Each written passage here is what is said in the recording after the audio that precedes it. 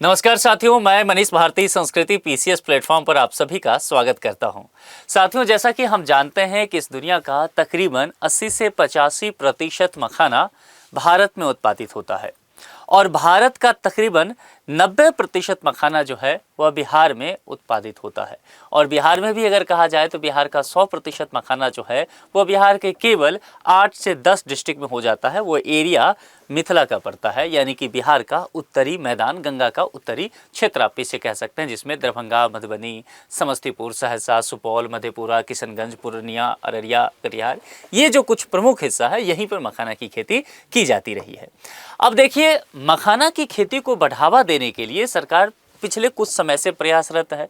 मखाना में आप जानते हैं कि मिथिला मखाना नाम से जीआई टैग भी दिया जा चुका है। दरभंगा और पूर्णिया 2 एयरपोर्ट अब मिथिला के क्षेत्र में हो गया है, जहां से मखाना का एक्सपोर्ट अब दुनिया भर में किया जा रहा है। इसके अलावा आप जानते हैं कि चुनाव से ठीक पहले प्रधानमंत्री ने मखाना बोर्ड की स्थापना की घोषणा भी कर दी और जिसकी चर्चा बजट में भी किया गया था, केंद्रीय बजट में। अब यहाँ पर एक बात कही जा रही है कि मखाना, जिसे सुपर फूड कहा गया है ना, और कहा गया है कि ये अपने आप में ब्लैक डायमंड है। अगर एक ऐसा कृषि का फसल है जिसको बिहार सरकार सही से इस्तेमाल करे तो पूरे बिहार की किस्मत को बदल देने के लिए अपने आप में ही एक यह पर्याप्त है। अब इन्हीं बातों को देखते हुए, मखाना के इसी पोटेंशियल को समझते हुए बिहार सरकार ने अब ये फैसला लिया है कि मखाना के किसानों को कैसे आगे बढ़ाया जाए, इसके लिए कैसे रणनीति बनाई जाए, इस बात को लेकर के जोर दिया जाए। और कहा गया है कि आने वाले समय में इस तरह की चीज़ों पर, प्लानिंग पर बिहार सरकार काम कर रही है कि बिहार के गांव-गांव में आपको मखाना की खेती होते हुए दिखेगा। हालांकि एक बात समझ लीजिए, जैसा कि मैंने अभी आपको कहा कि अगर बात किया जाए भारत में, तो केवल बिहार में, बिहार के मिथिला में ही मखाना की खेती होता है, क्योंकि मखाना जलीय कृषि है, पानी चाहिए। और मिथिला के हिस्से में नेपाल से आने वाली जो तमाम सदाबहार नदियां हैं और खास करके कोसी बेल्ट के वजह से वहां पर इस तरह के जो कह सकते हैं वातावरण वो अनुकूल हो जाता है। अब भारत सरकार ये कोशिश कर रही है, जैसे कि पिछले दिनों ये चर्चा में आया कि बिहार के अलावा 9 ऐसे राज्य हैं जहां पर मखाना की खेती की जाए, जिसके अंतर्गत उत्तर प्रदेश भी है, जम्मू भी है और कई राज्य उसमें शामिल किए गए हैं। कुल मिलाकर के 2-3 पॉइंट को अब यहाँ पर ठहर के समझते हैं। एक तो पहली बात कहा गया कि मखाना की कृषि की जाएगी और बिहार के गांव की तस्वीर बदलने की बात की गई। दूसरी बात की गई कि तकरीबन जो है 69,000 रोजगार के मौके मिलेंगे यहाँ पर। और यदि ऐसा होता है, यानी कि मखाना को, चूंकि देखिए अब मखाना बोर्ड हो चुका है और दरभंगा में एक इंस्टीट्यूट है, मखाना अनुसंधान केंद्र, जिसे केंद्रीय बजट में कहा गया कि इस इंस्टीट्यूट को राष्ट्रीय संस्थान का दर्जा दिया जाएगा। तो जो दरभंगा मखाना अनुसंधान केंद्र था, अब राष्ट्रीय मखाना अनुसंधान केंद्र दरभंगा हो गया है, यानी कि नेशनल लेवल का उसको दर्जा मिल चुका है। तो कुल मिलाकर के लगातार सिर्फ घोषणाएं नहीं की जा रही है, मखाना को लेकर के लगातार प्रयास भी किए जा रहे हैं, काम बहुत आगे बढ़ चुका है। अब दूसरी बात यहाँ पर जिस एक चीज पर मैं चर्चा कराना चाह रहा हूं वो है महिलाओं को लेकर के बात की गई। अब आपने ज्योग्राफी पढ़ा होगा, आपने इकोनॉमी पढ़ा होगा, आपने एग्रीकल्चर पढ़ा होगा, उसमें तो आप ये जरूर पढ़े होंगे कि भारत में जो खेती है उसका महिलाकरण हो रहा है।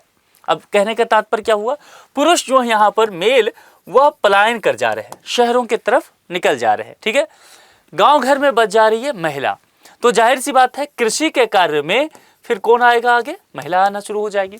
अब लेकिन मखाना की खेती की बात करेंगे। मखाना की खेती परंपरागत तौर पर ऐसी कृषि है और इसका आप कह सकते हैं इस तरह की व्यवस्था है, चूंकि पानी में जाके खेती करना पड़ता है तो पुरुषों की आवश्यकता इसमें पड़ता है।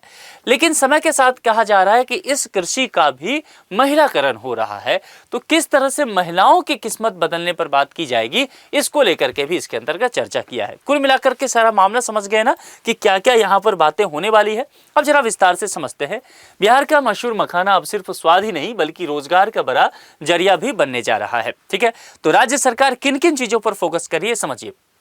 मखाना उत्पादन, पहला काम हुआ कि आपको प्रोडक्शन बढ़ाना है, ठीक है। प्रोडक्शन बढ़ेगा तभी आप एक्सपोर्ट कर सकते हैं और उससे आप पैसा कमा सकते हैं। तो पहला चीज क्या है कि आप उत्पादन बढ़ाइए। दूसरा क्या है, प्रोसेसिंग कीजिए। आज का समय जो है ना वो फूड प्रोसेसिंग का समय है। मखाना ऐसा उत्पादित पदार्थ है ना जो अगर जल्दी ना बेचा जाए तो ये खराब भी हो जाता है। इसीलिए अच्छा क्या है कि फिर आपको अगर अच्छा कीमत तुरंत बाजार में नहीं मिल रहा है तो फिर प्रोसेसिंग करवा दीजिए उसको, है ना। तो इससे काम हो सकता है। और फिर इन सब चीज़ों के बाद क्या है कि सही से मार्केटिंग करना पड़ेगा, ब्रांडिंग करना पड़ेगा। देखिए एक तरह से मखाना का ब्रांड तैयार हो चुका है। अब हर आदमी इस देश का ये जानता है कि मखाना उसको खाना है, इसके महत्व को समझ चुका है। तो ब्रांडिंग है, लेकिन मार्केटिंग की बात की जाए, यानी कि इसको बेच करके किसानों को जेब में कैसे पैसा आएगा, ये पूरी व्यवस्था करना है। और अगर ऐसा होता है तो निश्चित तौर पर हजारों लोगों को रोजगार मिलेगा। ये सारी बात बिहार सरकार समझ रही है। अब इन्हीं चीजों को लेकर के प्लान तैयार किया जा रहा है। बिहार की पहचान अब दुनिया भर में मखाने के ग्लोबल हब के रूप में स्थापित होती जा रही है। क्यों मैंने कहा? क्योंकि अगर दुनिया में 100% मखाना कहीं है तो 90% के आसपास कहां से जा रहा है? इंडिया से। और इंडिया का 90% मखाना जो इंडिया का है वो कहां से जा रहा है? बिहार का। तो जाहिर से, और बिहार में भी मिथिला रीजन से।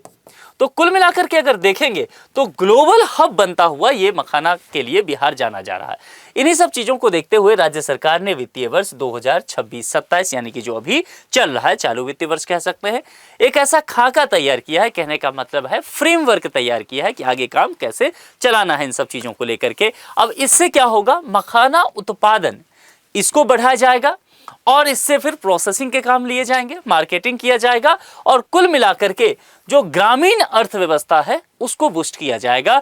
आप कह सकते हैं कि महात्मा गांधी राष्ट्रपिता वो इस बात पर जोर दिया करते थे, उन्होंने किताब भी लिखा था ग्राम स्वराज।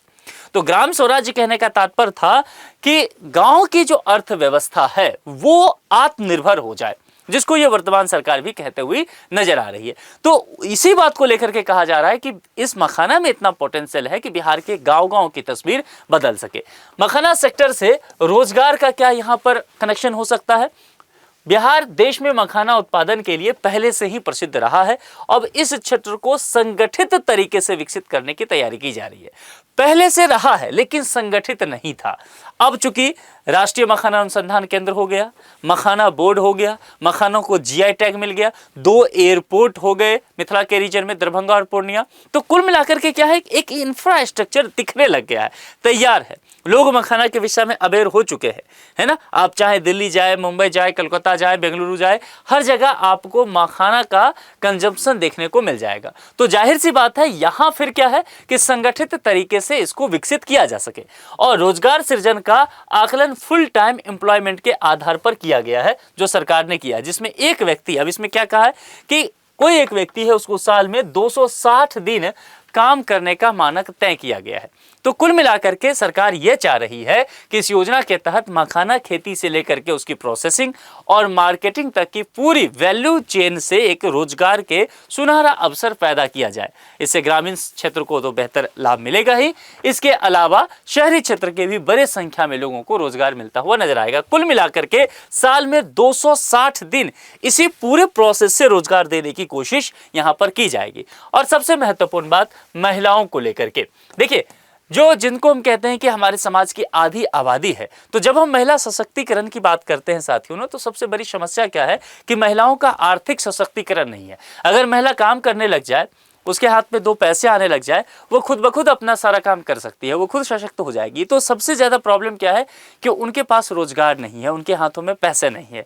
अब यहाँ पर मखाना ये करता हुआ नजर आ रहा है कि महिलाओं की आर्थिक समृद्धि कैसे की जा सके, अर्थव्यवस्था में उनका योगदान सीधे तौर पर कैसे लिया जा सके, इन सब चीजों को लेकर के मखाना सेक्टर पर काम किया जा रहा है। इस पर विशेष ध्यान दिया जा रहा है। जो योजना तैयार किया जा रहा है उसमें कहा जा रहा है कि कुल मिलाकर के तकरीबन 32% हिस्सेदारी जो है वो महिलाओं की होने वाली है। दरभंगा में मखाना प्रोसेसिंग के कई ऐसे यूनिट हैं जहां पर आप देखेंगे, तो मैं चूंकि कुछ वीडियो देख रहा था मखाना प्रोसेसिंग का, उसमें यह बताया जा रहा था कि तकरीबन मोर देन 90 to 95% उस इंडस्ट्री में काम करने वाली सभी महिलाएं ही हैं।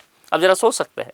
तो कुल मिलाकर के मखाना एक ऐसा प्रोडक्शन है जो महिलाओं की जिंदगी भी बदल रहा है। कृषि की स्थिति तो बदल ही रहा है, महिलाओं की जिंदगी भी बदल रहा है। और तकरीबन 22,000 से अधिक महिलाओं को साल में एक नौकरी पेशा व्यक्ति के बराबर रोजगार मिलने की संभावना है। अब फिर से यहां पर ध्यान दीजिएगा, नौकरी पेशा व्यक्ति कहने का तात्पर्य क्या हुआ? एक नौकरी पेशा व्यक्ति जो है एक साल में कहा गया है कि उसको कम से कम 260 दिन काम मिल जाना चाहिए। यदि किसी व्यक्ति को 260 दिन एक साल में काम मिल जाता है तो उसे माना जाएगा कि वह नौकरी पेशा व्यक्ति है, वह रोजगार की स्थिति में है। ठीक है, तो महिलाओं को भी मखाना से इतना काम मिलने की बात की जा रही है। इससे गांव में महिलाओं की आर्थिक भागीदारी बढ़ेगी और उनकी आय जो है उसमें सुधार देखने को मिलेगा। क्योंकि बहुत सारी महिलाएं हैं जो कोई काम धंधा नहीं करती हैं, गृहस्थनी है, तो वो भी इससे जुड़ करके काम कर सकती हैं, अपना उत्पादन और आर्थिक समृद्धि कर सकती है। 27,000 हेक्टेयर में मखाना खेती करने की बात की जा रही है। जो वर्ष 2026-27 का ये जो चालू वित्त वर्ष है उसमें कहा गया है कि 47,000 हेक्टेयर क्षेत्र में मखाना की खेती का लक्ष्य रखा गया है। प्रति हेक्टेयर लगभग 2002 किलोग्राम उत्पादन का ये अनुमान भी है। इसके आधार पर अगर देखा जाए तो कुल 94,075 टन मखाना बीज उत्पादन और करीब 43,275 मीट्रिक टन पॉप उत्पादन का लक्ष्य यहां पर रखा गया है। साथ ही 12,000 टन मखाना के निर्यात की भी योजना बनाई गई है। जाहिर सी बात है, ये निर्यात कहां किया जाएगा? तो देश के अन्य राज्यों में और इसके अलावा विदेशों में भी। आप जानते हैं कि अमेरिका में मखाना पर केजी कैसे है? तो तकरीबन अगर डॉलर के हिसाब से निकाला जाए तो आपको ये 1500 से लेकर के 2500 केजी में निकालेंगे तो ये पर केजी इतना रुपया प्राइस पड़ता है। ठीक है, लगभग दिल्ली वगैरह में भी देखेंगे तो ये 1200 से 1500, चूंकि मखाना का बीज जो है उसके अकॉर्डिंग प्राइस तय होता है, रुपया पर केजी ऐसे लिख लीजिए। ठीक है, तो कुल मिलाकर के देखेंगे तो ये आपको देश भर में मखाना का प्राइस ये देखने को मिलेगा। तो यहां पर ये अगर निर्यात की योजना रखी जा रही है 12,000 टन मखाना का, तो इसके उत्पादन में आपको वृद्धि करना पड़ेगा, तभी आप इस डेटा को मैच कर सकते हैं। और उत्पादन में वृद्धि कहने का तात्पर्य है कि इसके लिए पूरा इंफ्रास्ट्रक्चर आपको तैयार करना पड़ेगा। किसानों को भी इंफ्रास्ट्रक्चर का फायदा मिलेगा और निश्चित तौर पर व्यापारियों को भी इसका फायदा मिलता हुआ दिखेगा। 2030 तक 1 लाख से ज्यादा रोजगार का लक्ष्य रखा गया है और यह केवल और केवल किस क्षेत्र से रखा गया है? मखाना से। तो बताइए इसका ज्यादा फायदा किसको होने वाला है? बिहार को। और बिहार में भी किस क्षेत्र को? तो मिथिला को। और केंद्रीय बजट जो हुआ था, केंद्रीय बजट में वित्त मंत्री निर्मला सीतारमण ने मखाना बोर्ड की स्थापना की बात की थी, मखाना को विशेष रूप से अलग फूड प्रोसेसिंग यूनिट देने की बात की थी, जो लगभग वादा पूरा किया जा चुका है। दरभंगा को, जैसे मैंने कहा, मखाना अनुसंधान केंद्र को राष्ट्रीय दर्जा देने का, वो भी पूरा हो चुका है। तो इसलिए मैंने कहा कि गवर्नमेंट का बहुत ज्यादा फोकस मखाना पर है कि जल्द से जल्द इस पर हम जो है पूरी दुनिया में इसमें हम एडवांटेज ले सकते हैं। वर्ष 2030-31 तक यह संख्या बढ़कर करीब कहा गया है 1,20,000 लोगों तक पहुंचने की योजना है। हर साल इनमें लगभग 32% हिस्सेदारी महिलाओं की होने वाली है। तो जो लाखों रोजगार होगा उसमें तकरीबन 32% जो है वो महिला होने वाली है। अब निश्चित तौर में अपने आप में ये डेटा जो है वो बहुत बेहतर दिखता है। और अगर ऐसा होता है तो जो ग्रामीण अर्थव्यवस्था है, चूंकि पलायन जब हो रहा है तो पुरुष पलायन करके कहाँ जा रहे हैं? शहर चले जा रहे हैं, मेट्रो सिटी चले जा रहे हैं। गांव में कौन? महिला बच जा रही है। और 32% अगर महिलाओं की भागीदारी हो रही है तो जाहिर सी बात है ग्रामीण अर्थव्यवस्था को एक नई ताकत मखाना देता हुआ दिखेगा। तो कुल मिलाकर के देखिए, अब ये उम्मीद की जा रही है कि मखाना पर काम जो है बहुत अच्छे से आगे बढ़ाया जा रहा है। अब चूंकि नीतीश कुमार बिहार के मुख्यमंत्री आने वाले कुछ दिनों में शायद नहीं रहेंगे, क्योंकि आज ही राज्यसभा का चुनाव हो रहा है। ठीक है, और जल्द ही ये बता दिया जाएगा। और कब वो राज्यसभा की तरफ प्रस्थान करेंगे, शायद 10 अप्रैल तक रह सकते हैं, बिहार को नए मुख्यमंत्री मिल सकते हैं। और उसके बाद ये देखा जाएगा कि नया मुख्यमंत्री जो हैं उनका क्या अप्रोच मखाना के कृषि को लेकर के होता है, मिथिला क्षेत्र को लेकर के होता है, मखाना प्रोसेसिंग मार्केटिंग कैसे की जाती है। क्योंकि प्रशासन बदलता है तो निश्चित तौर पर जो नीतिगत फैसले हैं उस पर भी प्रभाव पड़ना तय होता है।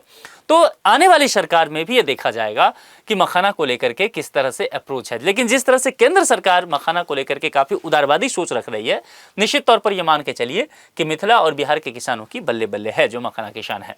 आप लोग बिहार के किस डिस्ट्रिक्ट से आते हैं और आपके यहाँ मखाना की खेती की जाती है कि नहीं, मुझे कमेंट बॉक्स में लिख करके जरूर बताएं। और जिनके यहाँ नहीं की जाती है, क्या आप उत्साहित हैं कि सरकार आगे चल करके आपके यहाँ भी ये सुपर फूड कैसे इसको कल्टीवेशन किया जाए, इसके लिए कोई विशेष प्रावधान करें? अपने विचार कमेंट बॉक्स में लिख करके जरूर बताइए।